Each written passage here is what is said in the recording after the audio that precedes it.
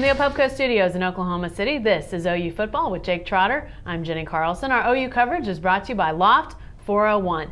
Jake, the question looming around Norman right now, who's going to be the next offensive coordinator of the Sooners? Kevin Wilson obviously going to Indiana. Who's that next guy? Well, I don't think anything's changed from last week in the sense that it's between Jay Norvell, the wide receivers coach, and Josh Heupel, the quarterbacks coach. That's what everyone's telling us. I think other people feel that way. We just got to wait for Bob Stoops to make an announcement, and I could see him going either way. I would put Norvell as the favorite, with Heupel having the opportunity to be a co-coordinator. You figure Norvell, he plays well for a couple of years, has a great chance to get a head coaching job with his pedigree and his background, and that would allow Heupel to step into the offensive coordinator position.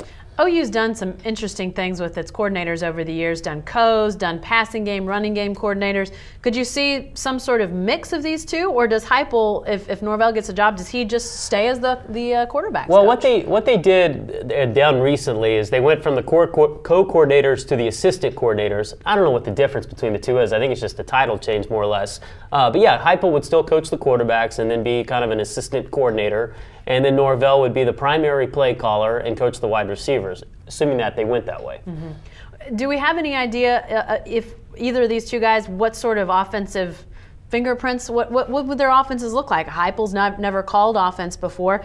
Do we have a sense of what a Norvell offense would look like or what a Heupel offense would look like? Well, I think one thing that's very important and been very important to OU's success over the years is the continuity and the stability with the play calling, with the philosophy, and with the staff. And I think that's why Stoops will continue to promote from within, because they just continue to build on what they do. They don't always do the same thing year to year, but it's basically the same philosophy. You want to run the ball, you want to have a passing quarterback, an offensive line that can play.